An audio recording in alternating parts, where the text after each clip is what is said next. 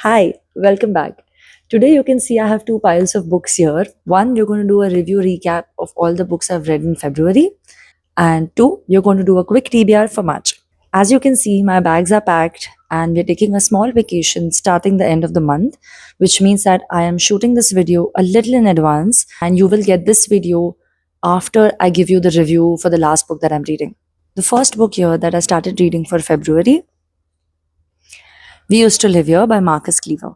Now, as I mentioned in my separate review, this was slightly disappointing. I had heard such great reviews of this online, and it was slightly disappointing that the end had absolutely no explanation. I sat through the night looking through multiple Reddit threads to just see if what I was thinking is what majority of the readers were thinking and trying to find out theories about what the end could have meant. The next book that I picked up was highly awaited, The Inheritance Games. Now, this one I knew was for a slightly younger audience, but because I had read so much about it and heard so much about it, whichever exhibition I would walk into, I would see teenagers, college students just go grab the entire series. So I just wanted to know what the hype was about. And let me tell you, it was so entertaining. Like, if you really want to read something dramatic as a palate cleanser and something that keeps you awake even at midnight and you still want to finish one more chapter, this is your book. The next book that I picked up, 40 Rules of Love by Elif Shafak. Now, if you followed me for a while here, you know that I absolutely loved The Island of the Missing Trees. It was a straight five-star read for me.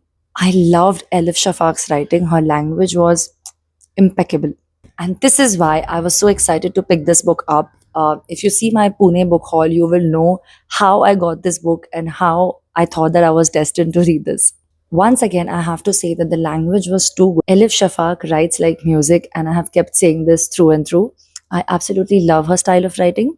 However, this was not as effortless as The Island of Missing Trees. This was heavier. This required me to do some reflecting, wait with sentences, pause and think about what just happened, relate it to your own life.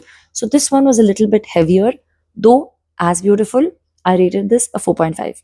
Now, if you watched and remember my Feb TBR, the next book on the list was actually the only one left. However, since I'm wrapping up work before the vacation, packing bags, and there's a ton of things to do, I realized that this size of a book is not going to be doable. So, what I've picked up instead, Gachal Gochal. Now, this is a short book, and I know I'm going to be able to finish it in a couple of days or this week at the most. So, this seemed like a doable task. I am almost halfway through the book, and so far it seems okay. Moving on to my TBR for March, naturally, the only one left gets carried forward to my March TBR, and I'm definitely going to read it. The next book is because I really want to know what happens next. The Inheritance Games ended on a really weird note. So, book number 2 in the series, The Hawthorne Legacy. This book is what I'm carrying on my vacation. So, I'm really excited to see what happens next. And if it's going to be any fast flying as the first one, I'm going to have a great time. The next one is a romance. Yes, it's pretty shocking for me as well.